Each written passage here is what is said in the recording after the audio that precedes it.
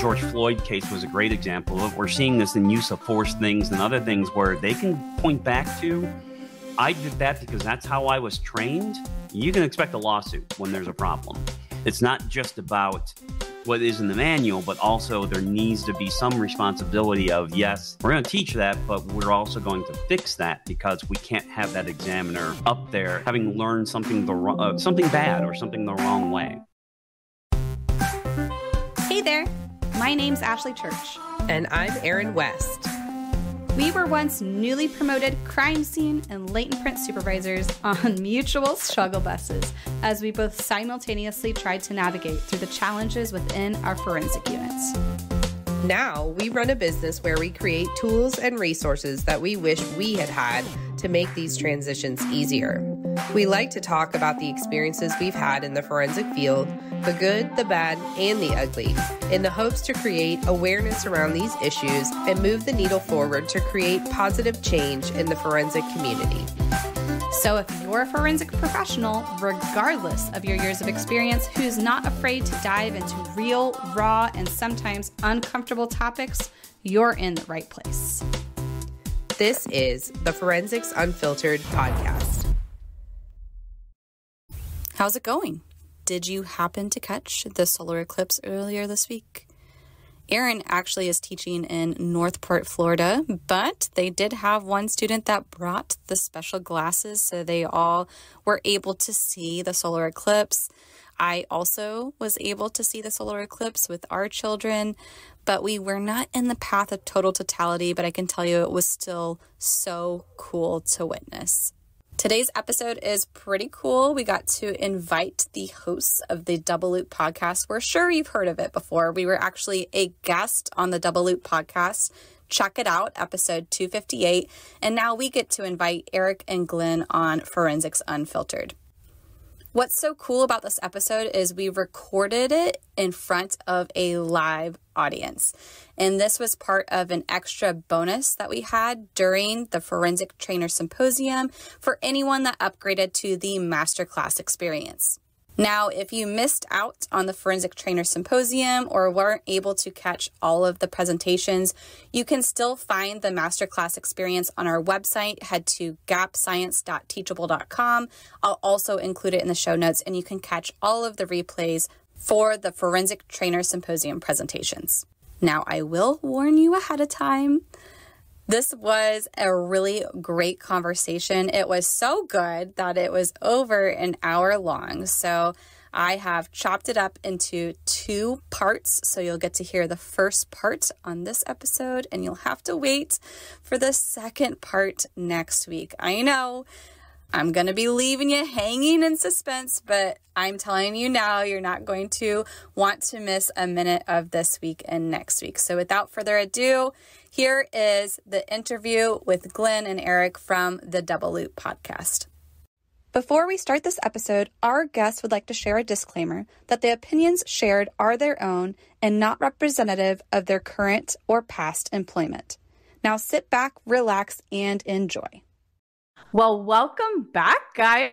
We have a very special episode for you. This is actually a first of its kind for us, where we have a live audience. We're coming to you from the Forensic Trainer Symposium.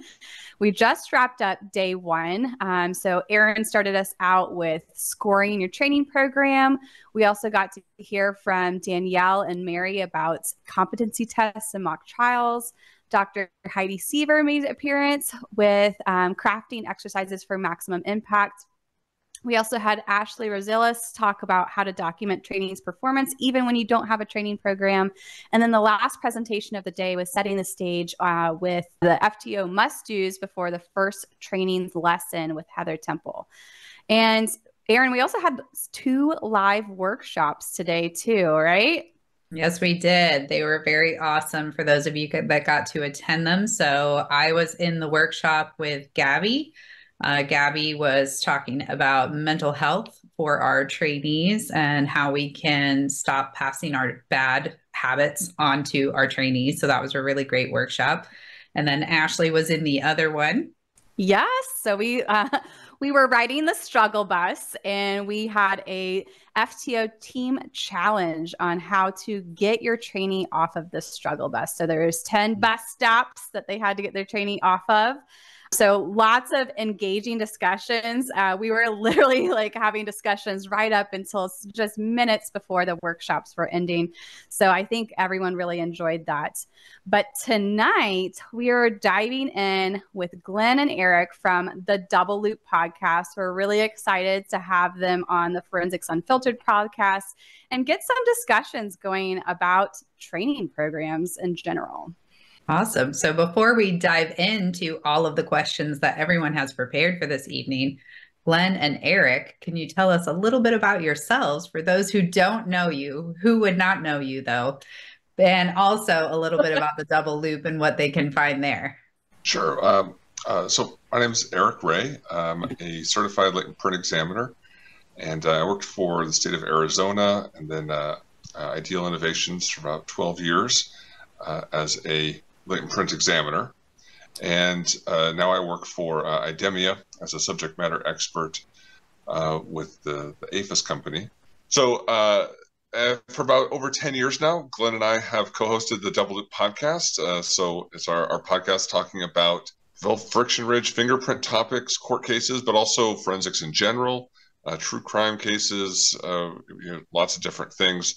And it's been great, growing that podcast from just our tiny start to now, getting feedback from examiners all over the world about, listening to us and finding stuff of interest in the stuff we talk about.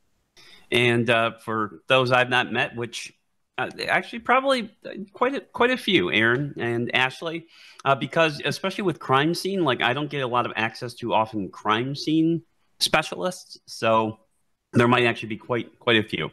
So I'm just going to say hello to everybody. Happy hour. I take my happy hour seriously, so I yes. do have happy hour. A couple of people's cameras popped on their phones and whatnot, so I see some people are working out or running or whatever. So that's fine. Enjoy this time. But I'm Glenn Langenburg. I've been a fingerprint examiner for 20 plus years now. 24 years and now, wow, a quarter of a century almost. And when I started out, I actually also started in crime scenes. So I did crime scenes for about 9 years and probably a good 3 to 4 solid, lots of crime scenes every month or so. I worked for the state crime lab, so we didn't respond to anything except for homicides. So I'm not like some of you that respond to multiple crime scenes in a week. We would do one every 4 to 6 weeks, but it would always be a homicide, and it'd be usually very serious and large scale scenes. I won't say that I miss it. Because I definitely don't miss those calls at night. And I think many people assume that the worst call is the 2 or 3 in the morning call. No, it's the 10 p.m. call, because you have just closed your eyes hoping to get 3 or 4 hours of sleep. And I do not miss that call. That 10 p.m. call was the worst. But I do miss the aspects of crime scene, the puzzle solving, the challenge. It was always something different, and I did enjoy that part of it. And I'm kind of excited to talk about some crime scene aspects tonight as well.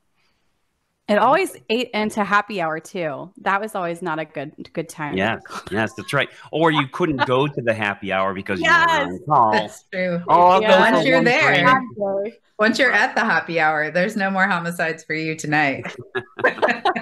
Once you make it there. And I guess if I didn't get this out, like Eric works for an independent, company. I now work for myself. I left the state crime lab a few years back now and have been self-employed, have my own consulting company. So I get to see and review both fingerprint crime scene cases from all over the country, different jurisdictions, and very likely somewhere in this audience looked at some cases in your jurisdiction. And that, to me, has been the best part of my job, is seeing all the variation and sometimes really good work out there and sometimes really poor work out there. It is such a vast array that you see. And boy, every agency is so different in how they approach things. And again, some are great and fantastic and others are very lacking. Yeah, we haven't been around the block as long as you guys, but that's definitely kind of the gist that we see as we're teaching people across the U.S. as well. The vast difference is it's a very wide gap. Yeah, if anything, I'm hopeful that I'll be able to speak to a few things that, I think can be corrected at the examiner level. I think there are some things that are beyond, the examiner, things that are just out of their control, things that often like, will we become accredited, or will we get more staff, or caseload and things like that. That's often beyond the control of the examiner, but there are things that the examiner can do to help control their own destiny and some of the outcomes of these cases. And this is why we like chatting with you guys so much, because we like to dive into the risque topics as well. So, Sure. Erin, you want to kick us off with the first risque topics? Here we come. I love it. All right. So you guys, and just to say, I had no idea that Double Loop had been around for a whole decade. That's happy 10 That's years. A lot of topics you guys have talked about over the years. So It really is. All right. Well, tonight we've already had some of our lovely guests here submit some questions. So we're going to go through some of those. And then, of course, all of you guys that are here live, we know that you guys want to rapid fire some questions as well. So we're going to go through maybe one or two of the ones that have been posted, and then we'll open the floor for a few from you guys, and we'll kind of go back and forth between the questions that have been submitted, and then also letting you guys rapid fire our little panel here. So let's start with a scandalous one, shall we? That is definitely on brand for us. Let's dive right in. Yes. Okay. So someone asks, my department is way behind the times, and I know it. We all know it. They have made me a trainer. Do I teach more current stuff that I've learned, or do I use the old dusty training program? So we'll pass it to you guys first. Eric and Glenn, what are your thoughts on that? So, I mean, I can definitely see this happening and being very easy to happen, right? So much stuff changes in such a short time period, or can, that it's a challenge for agencies to keep up sometimes. So it's understandable how you get into that situation. I remember going to teach like sworn officers or in like academy kind of training environments. There was a specific curriculum of what you had to get across in the time you were training them. And that may have been written like 15 years ago. So I think the best approach here is really giving your trainee that context. This is what you need to know. This is why, hopefully you have that background. This is why things were taught this way, or this is why it was written this way. Here's now the kind of the modern take on it, why the community is moving in this direction instead. Right? Just giving them that full picture, right? So that if you're asked by the supervisor, this is the answer that you give. In practice, this is what you should be doing. Here in our agency, we have these policies. Here's how you stay within the policies, and here's how you still produce good work that's going to stand up in court. That's going above and beyond the policies, right? I think it's just that context of the entire situation and getting them up to speed as to where things are at and why. I agree completely. But the only thing I can add to that is usually when there's the original documents and when Eric's talking about kind of changes or things going on in the field, it's usually added on to. In other words, yes, you have to teach what is in the manual because that might be the rules of the agency. And in order to get that examiner to competency, they have to meet whatever is in that manual. But that doesn't mean you can't add more to it. And very rarely is the manual much more specific than some of the things out there. And people only add to, they never take away from.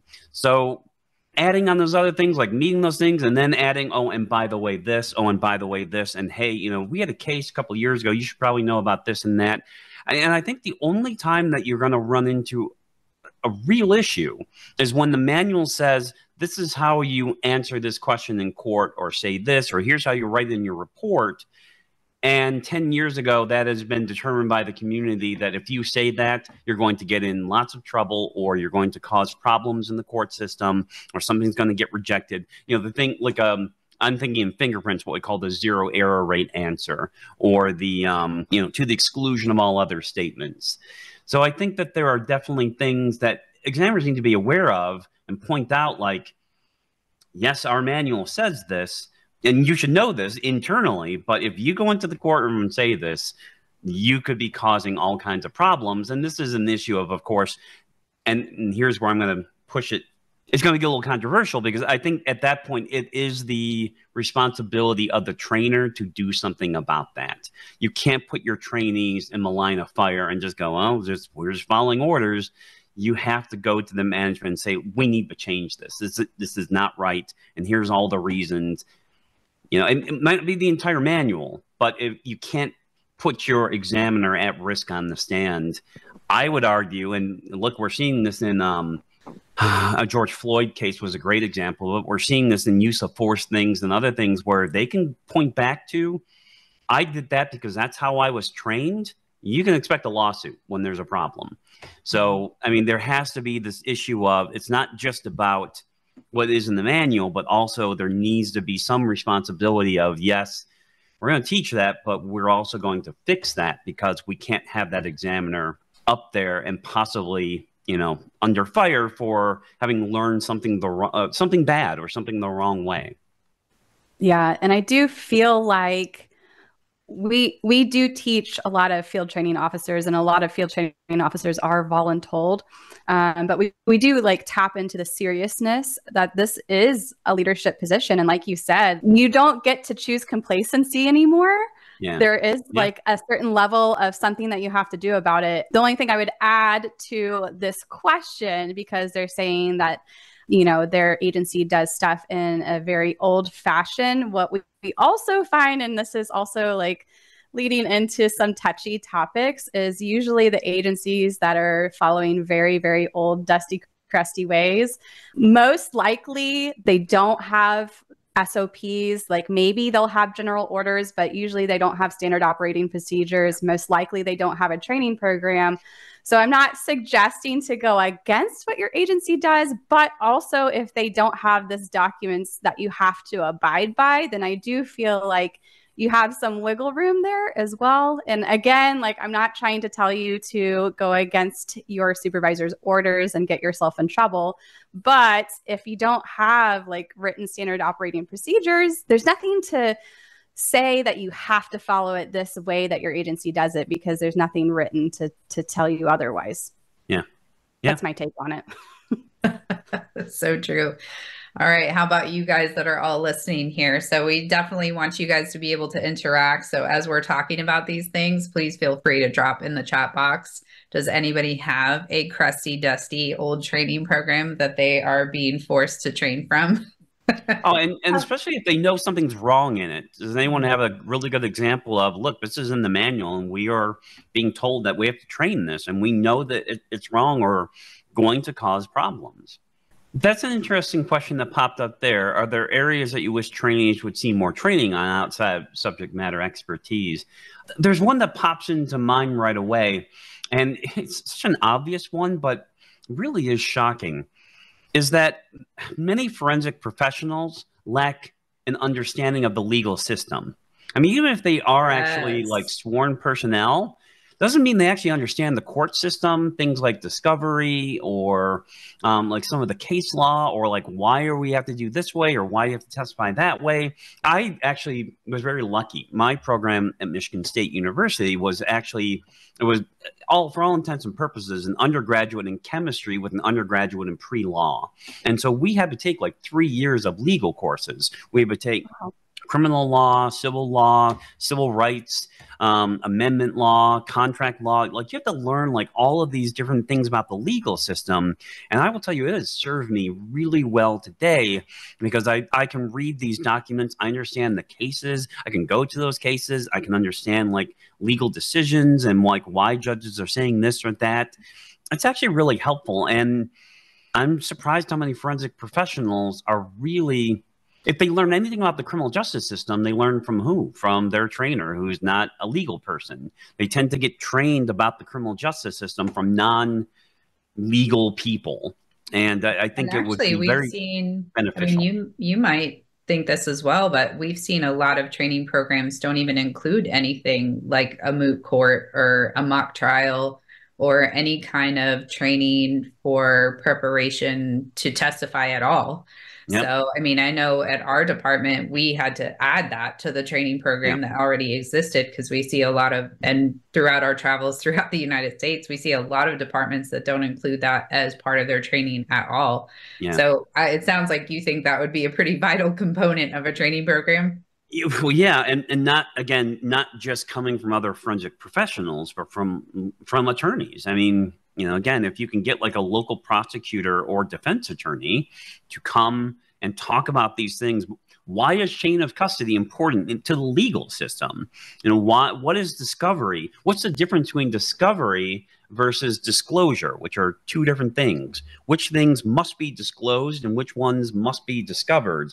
I mean, all of these kinds of things, and legal precedent and case law, that's all really important, that most forensic professionals are, I look at it as just like a giant wave, and they're just swept up in it, and they just kind of go along with the flow, but they really don't understand why it's happening.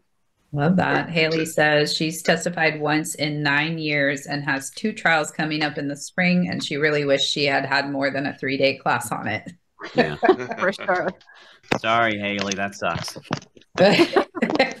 Just keep swimming.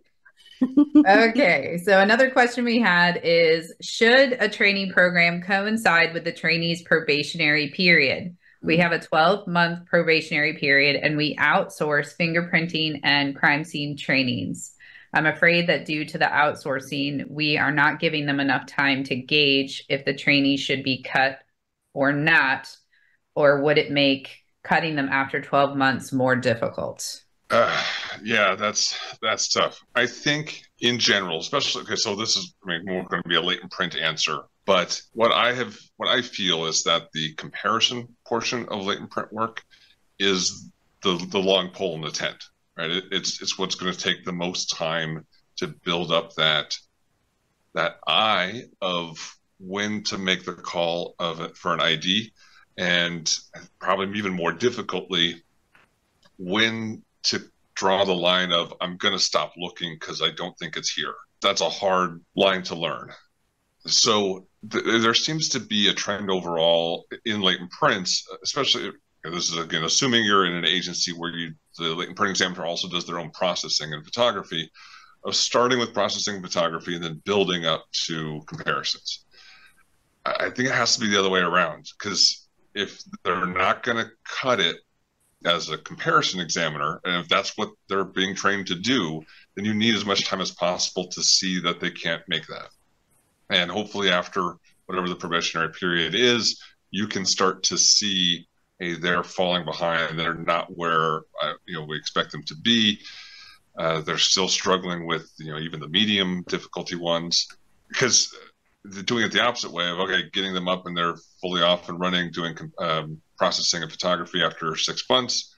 All right, now let's start off on comparisons. You may not have enough time to tell. Now, how that kind of works out with outsourcing, that's really tough. But maybe, I don't think the training can really necessarily fit within a department's probationary period, but you should have some sort of plan for, this is a probationary period that's going to be set by department policy. So what can we do in that time frame to tell? It's not going to be a complete training program all the way to the end necessarily, but we should be able to tell something by the end of this time period. I love that idea. That's a great answer. Our training program is built that way, where they do the processing and everything first. And we 100% have had people be in the program for months and months and months and months and months before we can figure out that they can't do comparisons. That is a great idea. I may implement that myself. I used to make this point by saying anyone can be trained to process. I now know that's not true. Experience has told you otherwise. Experience has taught me otherwise, but that's okay. But it tends to not take as long. So that's my revised answer.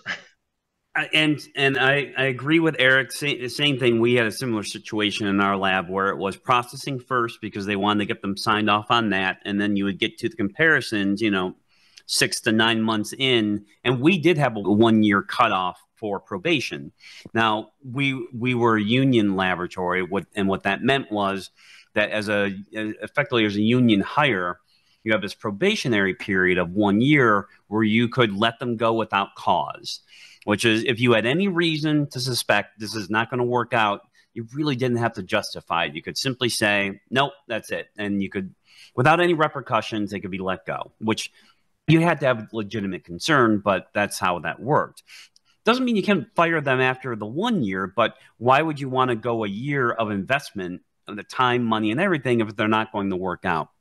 So we most definitely tried to figure out what tasks in every section have the most cognitive load. And like Eric said, there's comparisons, right, for most of the pattern disciplines. But, if you're a crime scene, that might simply be the ability to communicate and work with other agencies, to coordinate different things, to do it in a meaningful way. Maybe photography is the most difficult task at the crime scene. Maybe it's documentation, whatever that might be. Because again, every agency is different. Some people don't do bloodstain pattern analysis at a crime scene, so they don't have to worry about that part of pattern at a scene. Again, maybe the most challenging thing is simply documentation. Maybe it's thinking outside the box. Maybe it's following SOPs. But you have to figure out what the most difficult tasks are, especially the ones that not everyone's brain is set up for, and figure out if they can do this early on. You need to set tests or metrics or things. Even if you're outsourcing some of it, you still need to have these things where they come back from that outsourced training or whatever and make sure along the way that they're doing this. And that, again, the biggest one just tends to be interpersonal relationships. If they're not working with people within your agency, you're not going to figure out what kind of fit they are. And I'm thinking of a couple of small agencies in California that do crime scenes. That was their biggest hurdle, was just getting these people out at scenes, civilian working with sworn officers. How do they interact in the field? How do they take instruction? How they give instruction? Those are all very complicated things. You can't wait a year into that process. It's not fair to you. It's not fair to them. It's not fair to anyone. You have to figure out where those chokeholds are very early on. Get right in there and see if they can do that. I really love this perspective, actually, and it's something that I hadn't even considered. And I feel like, as far as crime scene goes, and I wish I had known this, because I was like, oh, this is kind of genius. Definitely photography. That's a big one. But I think the other thing that either crime scene units neglect to have as part of their training program, or they wait until the very end, is absolutely report writing. Great point. And testifying. So some don't even have testifying as part of their training program. They don't test in it within the probationary year, and that's your end product. So you can do everything else nice and wrap it up in a bow, but if you can't testify, then this job isn't for you. So it's just making me rethink, absolutely, actually report writing should be probably something that you are looking into well and towards the beginning of the training program, and don't wait until the end to tap into those meat and potato, is what we say, meat and potato type of topics or skills. Because as you mentioned, especially in union states, we weren't in a union state. We could get extensions on the probation if we wanted to, a lot more easily probably than you.